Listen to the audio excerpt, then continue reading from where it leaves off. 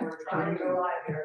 There we are. Welcome, everybody. Today is Tuesday, February 6th. Time marches on, and you're in the lounge at the Vermont State House.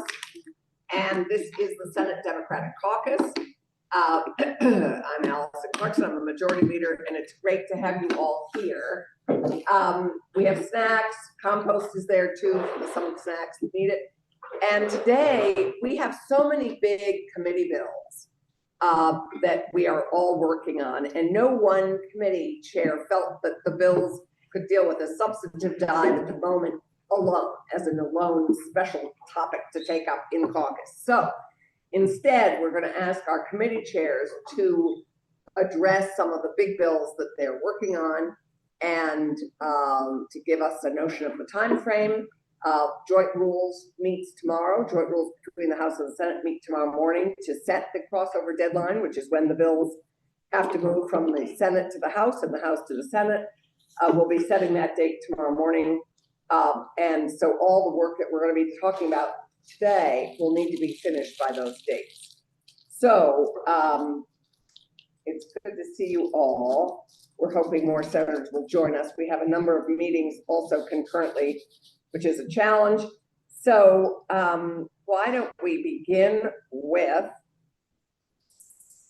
once he's finished his mouthful, Senator Sears, who, if it's possible to come in. Oh, I did all this without the mic, sorry. I hope it got picked up. But here you go. If you're able to stand and move a little bit closer, or bring your chair, just so the public can see. Good afternoon. Good. Keep coming. Can you hear it? Keep coming. And you're perfect. Oh my gosh, you want to see me too. Yeah. Well, Judiciary is working on several important bills in no order. The first I would say is a public safety bill dealing with ghost guns that many of you signed on to. And we're getting tremendous pushback from the Federation of Sportsmen's Clubs, the NRA, and other groups because they think they should be able to possess them, and it's difficult to get them serialized, even though the criminal element uses them to avoid a background check. And a number of them, interestingly, Pownell, Bennington, and Rutland are the main places where ghost guns have turned up so far from law enforcement. The second bill deals with more public safety. It has to do with the knowingly standard in fentanyl, and it would take me an hour to explain it. So be prepared on the floor to spend an hour understanding knowing and knowingly. Second part of that bill will deal with the issue of, last year we voted in the Senate on a bill that would, part of S4 was the Big 12 and additions to that Big 12 of things like using a firearm in the commission of a felony, drug trafficking, human trafficking, and aggravated assault. The House didn't agree with that, so we're going to give, if the Senate approves, we give them another bite at the apple. There may be some changes there. The third bill has to do with bail that we discussed this morning. Many of you have probably heard from constituents who are upset with the way the bail system works. And so we're trying to make adjustments to that. We have like 3 or 4 bills on bail, and we're combining them into one. I forgot to mention the so-called trap house, or places where people come, set up residence without being on the lease or part of the apartment or house or trailer or whatever it might be, and start doing drug business out of that dwelling. This bill would be something really that the Burlington Housing Authority spoke to as a huge problem, and there's problems, I think, all over state with this. So this would allow a flash sighting of someone who was not a leaseholder, didn't have anything to do with that apartment, but has set up business there, into court. And to evict them immediately. And then set conditions that they can't be within a certain distance of that dwelling. And finally, we have two propositions. One is Prop 1, which we've talked about in here. It has to do with county officials. The second is the Equal Rights Amendment that we just began taking testimony on. We hope we can get out. And finally, there's a bill that I don't like to call Big Oil Pays because I think it sets a bad precedent, but it would create a super fund in Vermont for polluters. And quite frankly, is simply put, there's another bill that would create strict liability for other polluters, and we may combine that all together. Strict liability is when you say, well, if you did the pollution, you're going to pay for the remediation. It's not a punishment, but rather you're responsible, pay for it. I don't know anywhere else where the victim or the taxpayer pays because somebody else damaged something. But in business, we do this all the time. So hopefully we can change that dynamic. I think that's about it. But there are other smaller bills that are very important too. No, that's a lot. That's good. Would you pass it to Ginny? Senator Lyons, would you give us, or well, first of all, questions?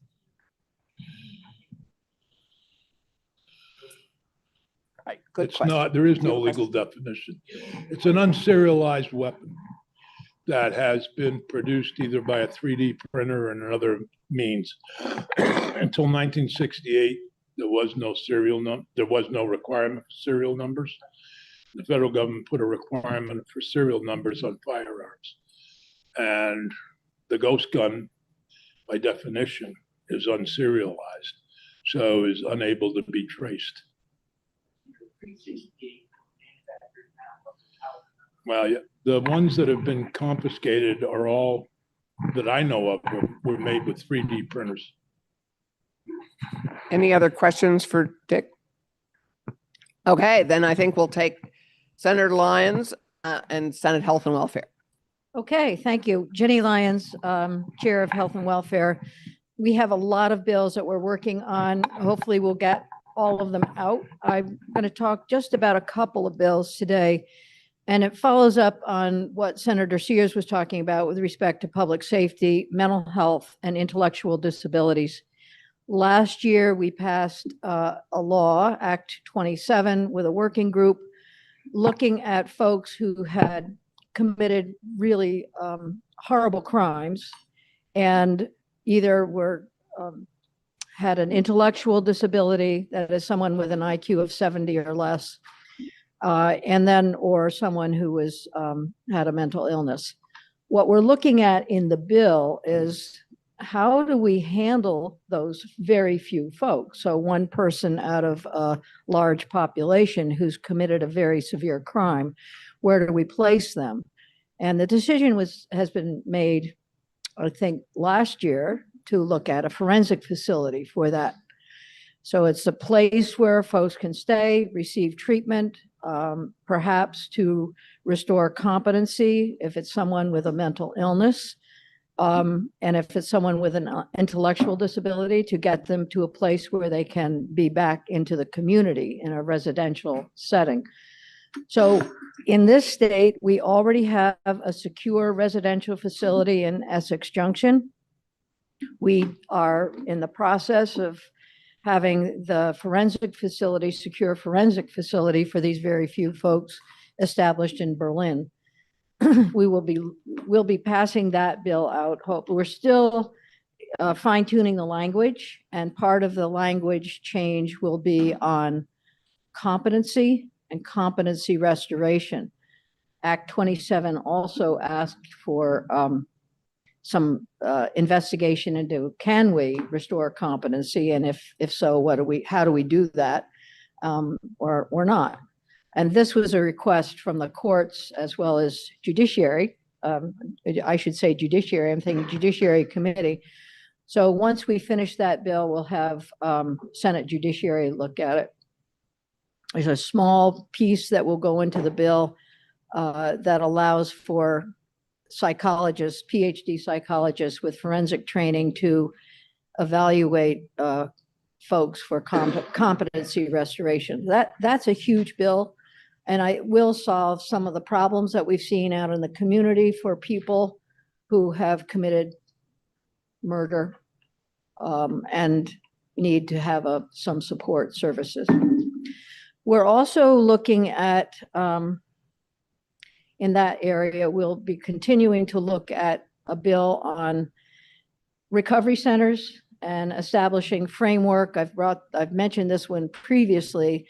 I did have a meeting last week with folks regarding what kind of framework we need to expand and to understand our recovery centers that we have and community-based recovery centers in the state.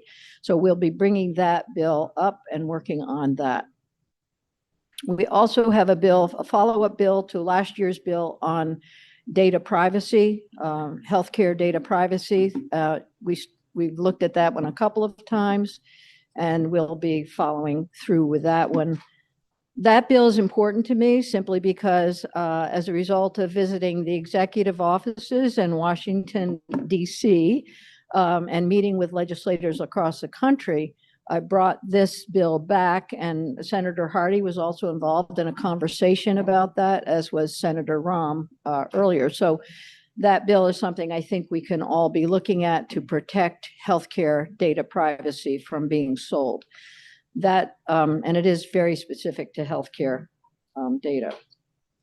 I don't know whether there are other bills that we're looking at. I do want to shout out Senator Gulick. You just anticipated again. Senator Gulick has an important bill that she'll be reporting soon, possibly end of week or early next week, on doulas and support services for folks who are pregnant or going through childbirth. And that we're finishing that language on that bill. And we have a lot of other bills, PFAS bill that we're working on with Senate Agriculture, and that'll be coming out a week or two. So we'll continue on a lot of different things. And I'm leaving out a lot of things, but we do want to concentrate quite a bit on the issues related to mental health support, intellectual disability support, and also on public safety around those issues. That's Terrific. it. Any questions for Ginny?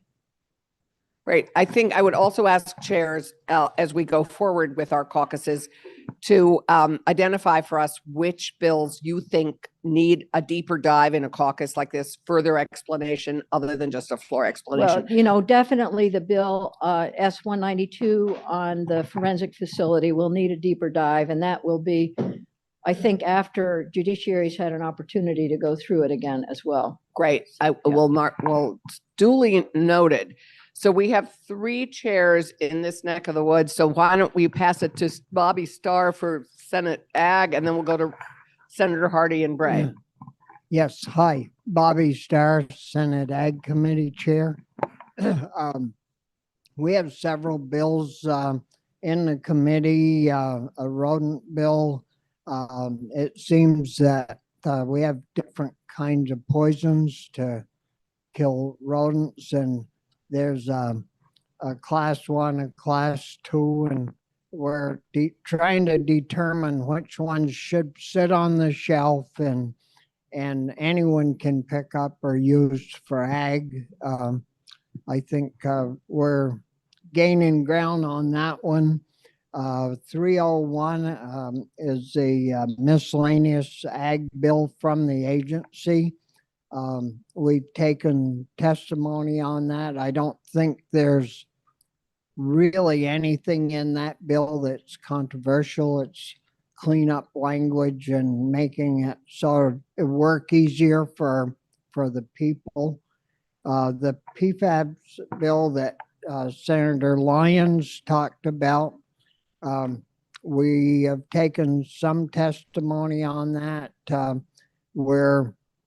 We're still in the process of taking more, but hopefully we'll have something put together where we can suggest health and welfare changes or if we think there should be changes to the bill that's in Jenny Lyons's committee. Right to repair is a House bill that's sitting in our committee across from us. But I'm sure that the chair of that committee would love to send that bill to Ag sometime. She really can't wait to send it to Ag. So we're going to be talking about that. The Right to Farm bill is a 20-year-old bill, law that needs updating. Treated seeds is another issue that we're taking testimony on. And then another bill, it isn't really a bill, but it's over on the House side, is, I don't know if any of you from the Chittenden County area have heard about a person there that has approximately a half an acre of property, and trying to call it a farm, but it's not in the agricultural district. Growing cannabis as Yes, well we've as all read about this. raising ducks. Ducks, And we cannabis to canal. we had a wonderful testimony this morning from the owner of that property. And he just can't understand why he can't be called a farmer, even though he lives in a residential district. And I'm sure that there's going to be a lot more said about that particular issue. And if you sign up for current use, even a small plot, you have to generate over $2,000 of income to even be considered. And so I'm sure that we're going to work something through in regards to that issue. So with that, Thank you. But Mike, I have a question for you, which is when you talk about treated seeds, the neonicotinoid bill is beginning in the House, right? But yes, they are what we would call treated seeds. So that's an additional piece that you would do after you got that from the House. when it comes over. Okay, Yep. great. Yes, Just a quick question on use value, current use. Am I remembering right that the minimum acreage that you can enroll is 25 acres, and does that stay it put? Yeah, the minimum acreage to sign up, not necessarily. There is a provision like for strawberry growers, they have to generate like greater than $2,000 worth of. So if you raise ducks, if you could sell over $2,000 worth of eggs or meat or whatever, but the testimony we took, there isn't 100 ducks, there's 12 ducks. And so, they'd have to be pretty expensive egg. Yeah, they're just great big ducks. No, I'm just kidding. Martine. The plot of land that we're invoking right now is very close to the high school and in a residential area. And I have heard from many people who would like this to be resolved and are finding it very difficult in many ways. So I bid you good luck and Godspeed, and I hope you can solve this problem. It would be terrific. Thank you. Yes, and as I said, we had the owner of the property in this morning, and there wasn't any clear evidence that he's really a farmer. What he does grows, it's mostly for his own use, and duck eggs he does sell, but Senator Harris, Yeah, thank you. Just to comment on this process and having residential and in this case, farm type operations in the same place. We're talking a lot about mixed use and we're going to be promoting mixed use. And I just want to say that when we have these kinds of situations, and if you come up with great ideas about processes and, they should have known first, I think we should share those. Like, for example, if we put commercial or residential in commercial, we might need a right to shop or a right to have a business law, just so that folks who are getting new residents who might not like what they do next to them. So I'm just bringing that up as something that we can think about in the future. Okay, I think given our time, we need to move along. I think Senator Hardy and, oh, sorry, Dick, I didn't see you.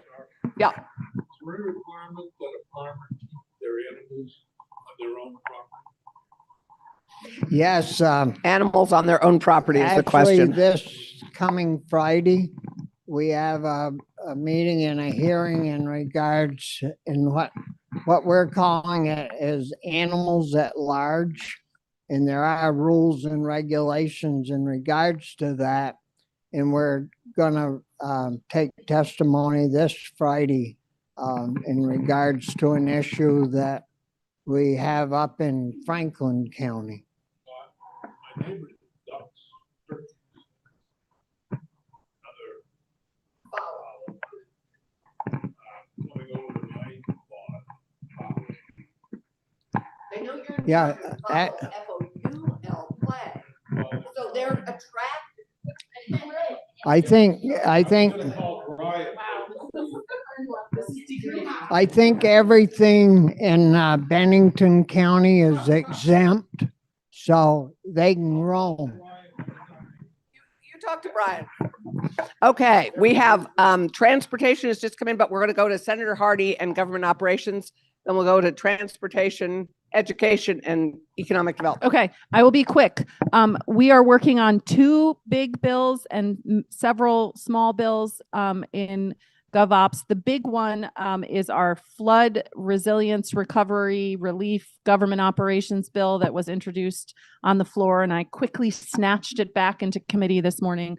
This includes a lot of the other small bills that we got. So some of the bills that were introduced and sent to GovOps were related to this, so we incorporated them in the flood bill. It covers a whole bunch of topics, and this is one that I think will need more time in caucus to go through the details of, but it encompasses things like alert systems and 911 system, the swiftwater rescue teams and codifying that in statute, stormwater districts and municipal operations of stormwater, planning for emergency operations and planning for the next time it happens.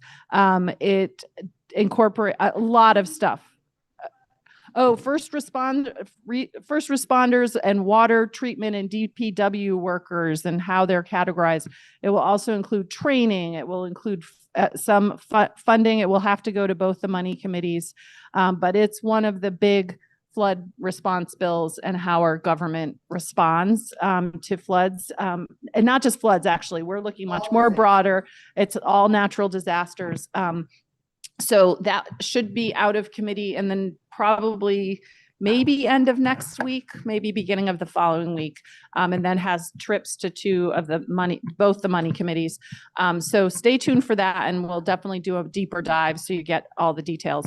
The other thing, a bill that we hope to have out sooner than that is on a revamp of our open meeting laws post-COVID, really learning from the lessons of COVID, as Senator Clarkson likes to say, and trying to revamp our open meeting law to be more modern, to permit or actually require that most public bodies that have legislative, quasi-judicial, budgetary, or taxing authority would be required to meet hybrid, so that everybody could have access to them in like our meetings, either in person or remotely. That advisory bodies that don't have those four main authorities could continue to meet fully remotely or fully in person or hybrid. They would have more flexibility. So we're trying to split the difference, especially for our municipal boards, where there would be flexibility for people, but also accessibility. And we also, there would be training, there would be support for some of our smaller municipalities that may be having difficulty with the equipment or the logistics of it. We all know hybrid meetings can be challenging. So that's another bill that we're working through. And that's a really important must-pass bill because our emergency interim power for open meeting laws expires on June 30th. So we have to do something, otherwise we revert back to fully in-person requirements. So that's coming in the next week or so, hopefully. It's almost charter season, so you'll start to see some charter bills coming through and some other miscellaneous bills, but those are the main things right now. Great. Thank you. Any questions for Senator Hardy? Great. Transportation. Transportation. Andrew Perchlik, the Senator miscellaneous DMV bill. The things that you would want to know about in that bill are possibilities. Rotor rust. If you ever had an issue from a constituent about their not passing inspection because of rust on their rotors, we're talking about that. Although all these issues, which I think the committee was very much supportive of changing the inspection manual and really addressing them in that way, but as we've gotten into the complications of it, it's probably not going to happen that way. But rotor rust, tinted windows, which are right now, Vermont's law is kind of an outlier. If you look around the country, that we allow no tint whatsoever on the front windows. Federal law allows the manufacturer to go up to 30%. So we might follow the federal law, but then make it, if you do over that, it doesn't pass inspection, which is the bill that has it. So we're looking at that. The administration doesn't like any of these things. You might not be surprised to learn. And then we had a motorcycle muffler in the committee room today, and Chair Mazza was in the committee room. He came in, was in the committee room for the beginning, but then did go home. So it's nice to have him back in the committee room at least. Yes, we saw pies in all of our committees. Nice. They're from the stop. At least ours. Chittenden bought them at Mazza store. I believe they're Mazda pies. Yes. Yeah, they're Mazza pies from Senator Chittenden. They're still there. Yeah. Okay. Yeah. Oh, anyway. So we passed it last year. The House took it out. There's a study on noise that DMV is doing. That's not due till next year. They succeeded in making a 2-year study because of the computer work that they're doing at DMV. So we'll probably have to wait another year for more work on that issue. But we also put the changes to statute on car seats and on baby seats. Baby seats, yeah. So there was one more. Oh, there's an issue nationally about counterfeit airbags. So your airbag goes off, you get an aftermarket one that doesn't actually work. And it's hard to find out who, after they've been installed, who's responsible for that. So this raises the penalties. So this part of the bill, the whole bill would go to judiciary to look at that, because it would be up to 15 years in prison and $10,000. So it's a felony basically. So judiciary is going to look at that, and that's about it. And then we're still looking at speed cameras. The administration was supportive of at least doing a pilot program. Today, they told us that they've changed their mind and they're no longer supportive of. But all the states around us have these. All of us have been probably. Yeah, New Hampshire has it for tolls, but not for speeding, I don't think. But. So questions, Senator White. Thank you. Majority Leader Clarkson. Do you have a sense of the speed cameras conversation with regard to work zones? Yeah. That seems to be where you're focusing. Have Yeah. you heard from folks who are in the work zones? In the past, we've had flaggers into the committee. I mean, we had a flagger who died. Yeah, no, and I we mean, had if the you- family in the okay. committee room 2 years ago. Yeah. No, so there's no question, and we heard testimony today that there's no question that it works. So Connecticut did it. They had a 90% or some number like that reduction in speeding. New York has data on crash, not just reduction in speeding, but a reduction in crashes because of their use of cameras. The administration doesn't support it. There is complications about how's it enforced. Do you have to have an officer? What's the due process? If you say like, hey, that wasn't me. I wasn't driving that car that was speeding. I'm going to challenge the ticket. Does that go to the Judicial Bureau? Do we get the courts involved who are already kind of overstressed? Do you have to have a police officer looking at these tickets, and then the police officer has to go to court and defend that? Other states have done where they just do a third party vendor that sends it all out and there's no officer, but there's still due process in the judicial court, in the traffic court, basically. So that's the main issue we're dealing Great. with now. And we may have more on this in a deeper dive. Would you be kind enough to share that with Senator Campion, and then we'll go to Senator Bray, because we want to be done by 1. Thanks. Yeah, you're welcome. Senator Campion, education. Yeah, and before I start, I just want to give a shout out, honestly, to the transportation team, because yesterday I had a constituent issue, and Wanda Minoli, DMV, just incredible, absolutely incredible, and it was resolved, and so thanks. Senate Education, we are going to hear today an update on the home study program. Several of you may recall last year the Agency of Education asked us to revise homeschooling rules, and Senator Hashim is one person that's heard from constituents who are concerned that their children just aren't getting what they really need to be getting.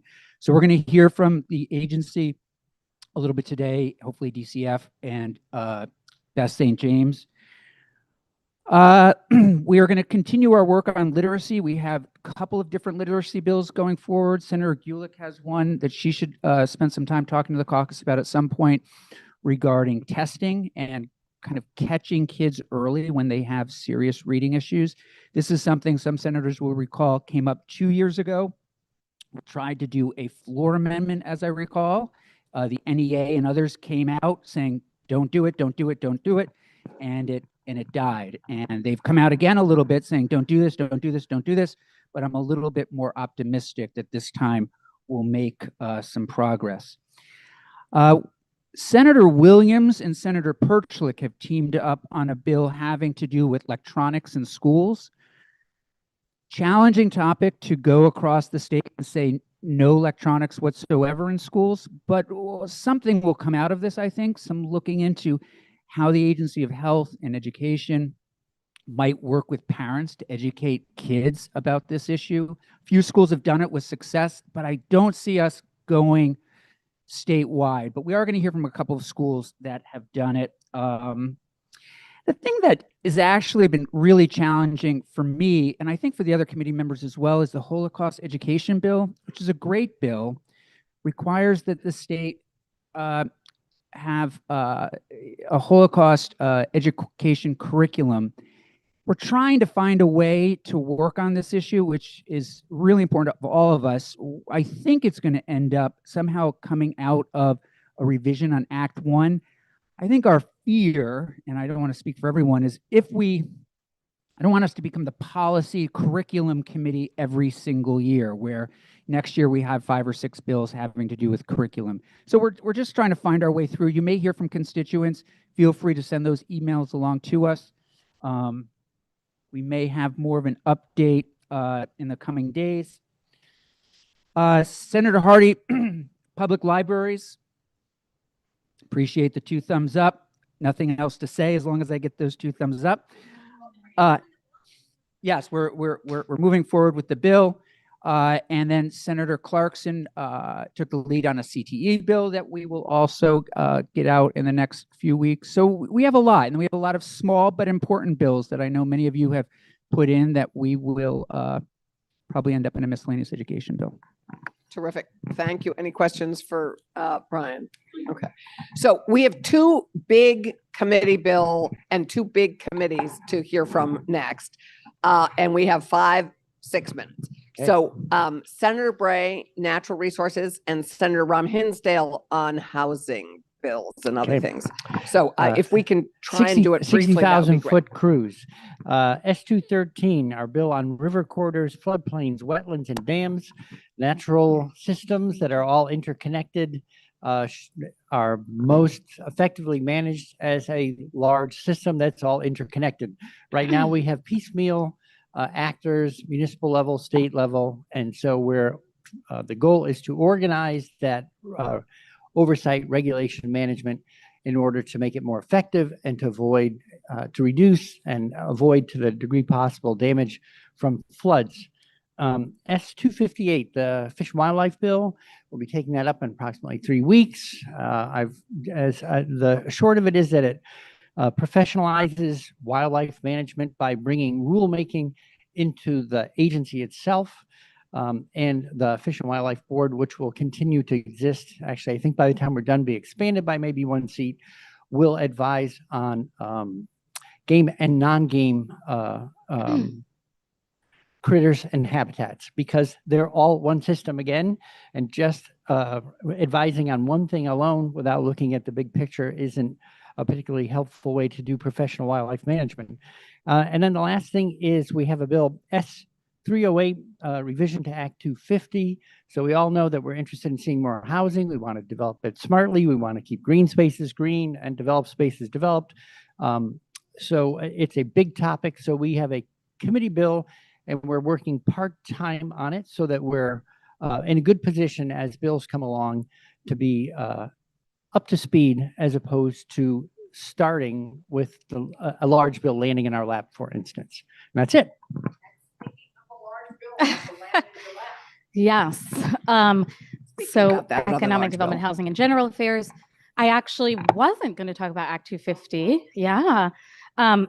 Because you have heard us talk a lot about it. And I think there's general agreement that we want housing where we have designated land use for development. And so I would say right now there's a lot of alignment about the ultimate NRB report and how to create the tiers and how they would function. Our committee has to address a housing crisis. That's what you all are asking us to do. And it's pretty clear that that process will take probably at least 3 years. So we've had some exemptions from Act 250 in the interim, recognizing the housing crisis that was already here before this summer's flood. And so we're looking at similar but slightly reworked exemptions until those new land use maps and those new tiered systems are in place. That's our responsibility, because I think our communities are saying we can't wait 3 years to have more housing.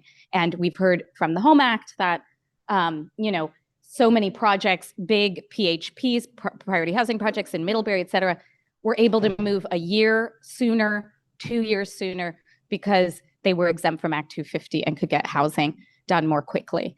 But the bill isn't just Act 250. We have some cleanup from the Home Act as well. And we also recognize that permitting is not the only impediment to developing affordable housing. It doesn't mean that these things aren't controversial. We are looking at some funding pieces, including mobile home repair and support, mobile home infrastructure, because mobile homes are our most affordable form of housing that we have in the state. We're also looking at regulating senior housing in a greater way. We have a lot of private senior housing with a lot of big rent increases, and we aren't notified about that the same way we're notified about mobile home park rent increases. So we're just looking at some of those same regulations so we can keep track of when our constituents finally reach out and say, we have this 20% increase, and we can, know about it in advance and be paying attention. And short-term rentals. So it's not going to be uncontroversial, but we're looking at regulating short-term rentals the same way we regulate lodging establishments for health and safety. And we're looking at 2 options. One, if we define short-term rentals as a lodging establishment, they would be subject to licensure, because otherwise there's a very after the fact, you have a shed that you turned into an Airbnb. It doesn't even have a window that you can get out of, and someone finally calls the fire marshal. But this would, have a much more proactive component to it. Again, these are not non-controversial things, but it's not like permitting is the only thing that we're doing. We have to look very holistically at the housing crisis and what's causing it. And I would ask if we had questions, but I'm not going to because we're at Right. time. So, And we're okay, hoping to one more vote it thing. out on Friday. And we're voting this bill out on Friday. We are planning to vote. So I would ask chairs to please give me the subjects they would like to have caucus time on for a deeper dive. Housing's going to be one of them. And we have flood resiliency, I know, and mental health and judiciary. So please let me know and give me a notion of when the timing is for that. Thank you.